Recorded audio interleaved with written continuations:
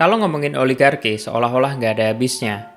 Nggak di negara Konoha, nggak di Amerika, nggak di Rusia, termasuk juga Cina. Semuanya ada oligarki, gue yakin. Yang beda cuma cara mainnya. Dari dulu emang ada oligarki.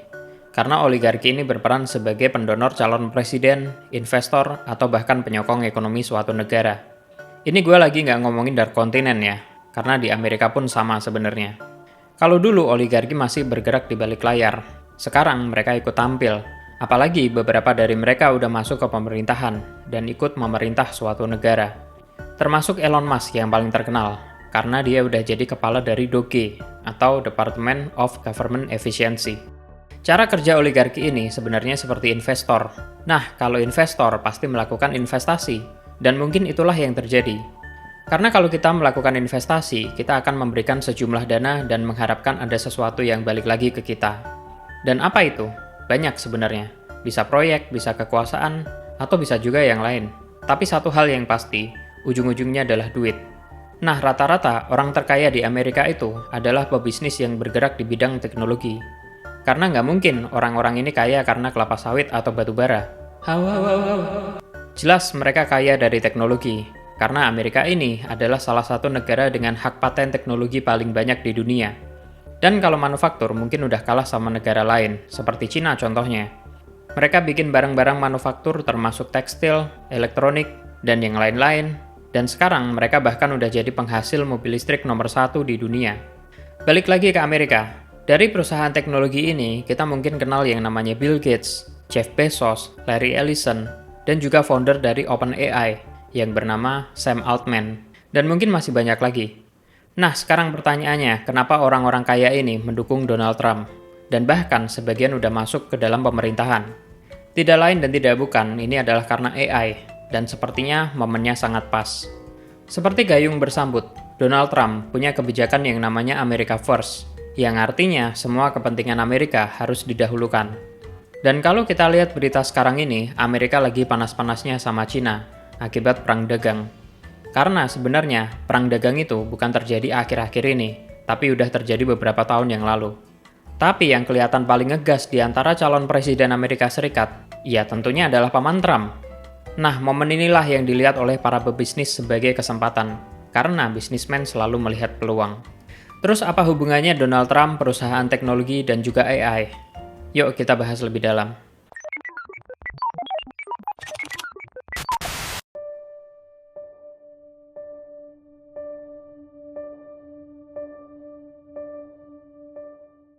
Untuk memahami apa yang sedang terjadi, kita mesti kembali lagi ke tahun 2018, di mana Donald Trump pertama kali memimpin Amerika dan memulai perang dagang.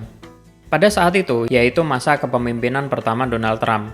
Dia mengklaim bahwa Cina melakukan praktek dagang yang nggak fair, termasuk pencurian intelektual, pemaksaan transfer teknologi, dan juga membatasi pergerakan perusahaan Amerika di Cina. Karena itulah Amerika memberlakukan perang dagang dengan Cina. Pada saat itu, di tahun 2018, tarif dagang dari Cina ke Amerika adalah sebanyak 25%. Nah, sedangkan menurut Cina sendiri, Amerika memang sengaja melakukan perang dagang, karena mereka pengen menjadi dominan di ekonomi global. Maka dari situlah Cina membalas dengan memberikan pajak untuk beberapa barang impor dari Amerika. Dan di pemerintahan pertama Donald Trump inilah, tepatnya di tahun 2020, Huawei resmi dilarang di Amerika. Tapi cukup dimengerti sih, karena pada saat itu, ekspor barang dari Cina ke Amerika memang lebih tinggi daripada impornya. Dan Amerika menganggap ini sebagai kerugian. Tentu dengan adanya perang dagang ini yang paling dirugikan adalah masyarakat dan warga global tentunya. Karena kita secara nggak langsung pasti akan berdampak juga. Sebagai contoh, misalkan gini, ada barang elektronik yang berasal dari Amerika, tapi dibuatnya di Cina. Karena tenaga kerja di Cina itu lebih murah daripada Amerika. Kalau mereka bisa menekan biaya sebanyak 30% misalkan, tentu kita sebagai konsumen akan mendapatkan barang yang lebih murah. Dan perusahaan-perusahaan Amerika ini, mereka bisa meningkatkan sales-nya. Karena secara biaya produksi berhasil ditekan. Dan mereka bisa menjual lebih banyak barangnya secara volume. Mungkin ada yang bertanya, kenapa sih nggak dibikin di Amerika aja? Ya, karena tenaga kerja di Amerika itu mahal. Mereka punya undang-undang, dan mereka sangat menjunjung tinggi hak asasi manusia.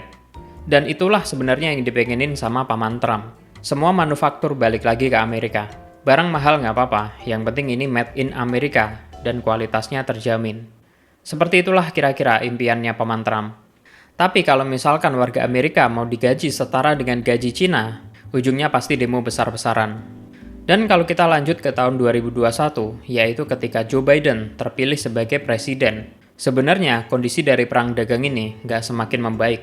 Karena pada inaugurasi pertamanya, Joe Biden mengatakan bahwa dia nggak akan mengambil langkah secepat mungkin untuk mengatasi hal ini. Di dalam salah satu interview dengan The New York Times, Joe Biden juga mengatakan bahwa Cina itu melakukan praktek yang abusive, termasuk pencurian intelektual. Ya intinya, pada masa kepemimpinan Joe Biden ini, nggak banyak yang berubah lah. Kalau soal pencurian intelektual, itu menurut gue agak aneh. Maksud gue kayak apa gitu? Karena yang gue tahu, kalau kita pengen bikin pabrik di Cina, mereka harus tahu cara kerjanya, dan gimana cara ngerakitnya. Hal ini berbeda dengan Coca-Cola misalkan. Semua resep atau sirupnya itu memang dikirim dari suatu tempat, dan itu nggak akan mungkin ditiru. Dan negara-negara yang menjual Coca-Cola hanya menambahkan soda dan melakukan packing atau pengemasan. Itulah kenapa walaupun Coca-Cola dijual di banyak negara, tapi nggak ada satupun negara yang dituduh mencuri resep dari Coca-Cola. Dan pada tahun 2022, pada masa pemerintahan Joe Biden, ini udah masuk ke dalam era AI sebenarnya. Karena pada saat itu, Nvidia juga nggak boleh ngekspor Nvidia A100 dan H100. Tidak lain dan tidak bukan, ini adalah upaya supaya Cina nggak lebih canggih daripada Amerika. Nah, di tahun 2025, Trump kepilih lagi. Kali ini dia datang dengan semangat yang luar biasa. Kebijakannya masih sama, yaitu America First. Kebijakan di mana Amerika harus diuntungkan, gimana pun caranya. Karena itulah dia memulai perang dagang yang lebih parah lagi. Sebenarnya, per video ini dibuat, tarif barang dari Cina ke Amerika itu adalah sebanyak 30%. Dan sebelumnya 125%, naik ke 145%, dan sekarang turun lagi ke 30%. Dan kita nggak tahu kondisi ke depan akan kayak apa. Nah, America First ini nggak berdiri sendiri dong. Karena nggak mungkin Donald Trump maju sendiri, harus ada kawan-kawannya. Karena itulah Donald Trump juga menggandeng beberapa teman-teman bisnisnya yang berasal dari perusahaan teknologi. Teman-teman oligarkinya ini juga berperan sebagai pendonor politik, karena seperti yang kita tahu, biaya kampanye itu memang nggak murah. Dan yang namanya Donald Trump ini harus punya wajah yang harus dibawa. Wajah apa lagi yang harus dibawa kalau bukan nama-nama besar dari perusahaan-perusahaan teknologi? Karena tech company ini adalah wajah Amerika. Dan dari situlah di beberapa kampanye kita bisa lihat bahwa banyak sekali top leader dari big tech company ini berdiri di sekeliling Trump. Hal ini sebenarnya bertepatan dengan kejayaan AI, karena pada rentang waktu 2022 sampai 2025, itu masa naik-naiknya AI. Dan nama-nama besar di balik Trump ini sebut saja Tesla, SpaceX, Microsoft, Facebook, Amazon, Google, Oracle, OpenAI, dan mungkin masih banyak yang belum gue sebutin. Tentunya yang namanya perusahaan teknologi ini, mereka nggak hanya mendukung dong, namanya juga investor. Harus ada sesuatu yang balik lagi ke kantong mereka. Dan nggak butuh waktu lama, di tahun 2025, tepatnya di bulan Januari, OpenAI, SoftBank, dan pemerintah Amerika mengumumkan Project Stargate. Nah, apa itu Project Stargate?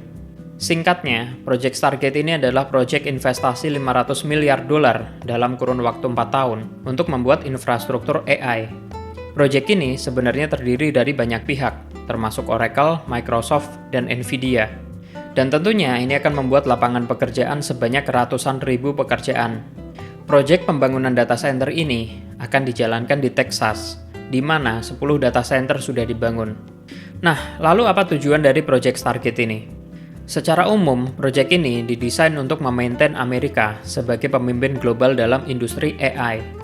Kegunaannya juga banyak, termasuk national security, bisnis, dan juga healthcare. Nah, sepertinya potongan-potongan puzzle ini udah mulai kelihatan ya. Para oligarki teknologi ini, mereka ingin membuat infrastruktur AI yang sangat luar biasa, dan tentunya 100% legal, karena didukung sama pemerintah. Nah, pertanyaan selanjutnya, kalau data center udah dibikin, terus apa langkah selanjutnya? Untuk itu, kita akan masuk ke dalam Artificial Intelligence Regulation. Masalah utama dari AI itu adalah data. Nah, pengumpulan data ini seringkali menjadi masalah, karena kalau kita menggunakan data dari public domain, itu bisa aja terbatas. Kalau sebelumnya, Presiden Joe Biden, dia sempat melakukan pembatasan terhadap development AI. Karena Presiden Joe Biden juga punya concern, apabila AI itu nggak dibatasi pengembangannya, pasti akan menimbulkan sesuatu yang negatif, seperti hoax, dan mungkin bisa berbahaya untuk keamanan nasional. Nah, para oligarki teknologi ini mendorong Donald Trump untuk mencabut regulasi AI dari pemerintahan sebelumnya. Dan kalau ini dijalankan, berarti akan semakin banyak data yang diambil dari masyarakat internet, dengan atau tanpa persetujuan. Dan kalau ini udah terjadi, kita juga nggak tahu tuh, apakah ini berpengaruh sama undang-undang copyright atau enggak. Karena dari beberapa seniman juga mengajukan gugatan terhadap perusahaan AI yang dianggap melanggar copyright. Tapi kalau kita lihat gayanya Donald Trump buat kepentingan Amerika, gas semuanya. Nah, masalah selanjutnya juga datang dari pembangkit listrik. Teknologi AI bukan hanya haus data, tapi juga haus energi.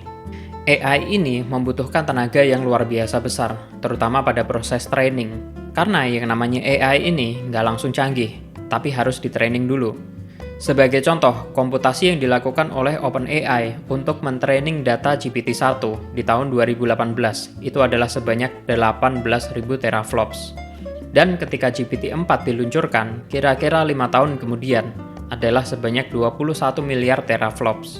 Jadi sedikit penjelasan mengenai teraflops. Teraflops ini sebenarnya adalah satuan di mana 1 teraflop artinya satu prosesor bisa menyelesaikan 1 triliun operasi matematika dalam 1 detik. Kalau gua udah meledak otak gua. Kalau untuk saat ini, perusahaan seperti Amazon dan Microsoft, mereka udah membeli berbagai bidang tanah di Amerika. Dan rencananya mereka akan membuat pembangkit listrik tenaga nuklir. Dan tentunya itu disebut-sebut sebagai green energy atau ramah lingkungan. Karena di Amerika, perusahaan teknologi ini harus berkomitmen untuk menetralkan karbon sampai tahun 2030. Tapi pada kenyataannya, emisi yang dihasilkan Microsoft 30% lebih tinggi dari rentang waktu 2020 sampai 2024. Begitu juga dengan Google, mereka menghasilkan emisi 50% lebih banyak dalam 5 tahun terakhir. Kalau kita lihat sekilas, idenya bagus, green energy. Tapi hal ini bukan datang tanpa polemik. Berbagai ilmuwan juga bilang kalau limbah nuklir ini akan jadi masalah selanjutnya. Karena seperti yang kita tahu, limbah nuklir ini nggak bisa didaur ulang. Dan sampai saat ini nggak ada solusi permanen untuk pembuangan limbah nuklir. Oke, dari sini udah makin jelas lagi. Infrastruktur AI udah ada, dari datanya udah diregulasi secara bebas, dan pembangkit listriknya mereka juga udah punya. Kurang apa lagi? Tapi kalau kita lihat beritanya, nggak semua perusahaan teknologi ini beruntung. Karena ada satu perusahaan yang masih struggle. Ya, itu adalah Apple. Karena Apple ini nggak bermain di ranah software 100% atau web application. Tentunya ini berdampak secara langsung. Karena kalau kita lihat, mereka juga bermain di hardware. Dan kalau mereka bikin hardware, pastinya akan dirakit di negara yang murah. Dan yes, itu adalah Cina. Bahkan pernyataan dari Donald Trump kepada Tim Cook, CEO dari Apple, lebih pedas lagi. Donald Trump mengatakan, ya bikin aja pabrik di Amerika kalau masih mau berbisnis di Amerika. Ger. Tentunya hal ini semakin membuat galau dong ya. Gue pribadi juga masih menikmati barang-barang Apple, tapi gue masih nggak rela kalau harga Apple naik 2 kali lipat. Nah, tapi pertanyaannya gimana dengan Nvidia? Kalau Nvidia ini kasusnya agak unik. Karena pabriknya ada di Amerika dan satu lagi ada di Taiwan, dengan perusahaan yang namanya TSMC. Jadi mereka seharusnya masih aman. Terus gimana dengan servis yang sifatnya online? Seharusnya untuk barang-barang yang sifatnya online itu masih belum terlalu berdampak. Kayak misalkan YouTube, sosial media seperti Facebook, X, atau yang lainnya, itu masih belum terlalu terdampak. Tapi kita nggak tahu kedepannya akan terjadi seperti apa. Dan kita akan masuk ke Cina. Mungkin dikit aja yang gue bahas. Karena Cina ini adalah rival dari Amerika, setidaknya untuk sekarang. Jelas banget, Cina ini adalah salah satu pemicu perang dagang. Dan kalau kita lihat gerakannya, Cina ini pasti membuat sesuatu yang lebih besar daripada Amerika. Contohnya mobil listrik.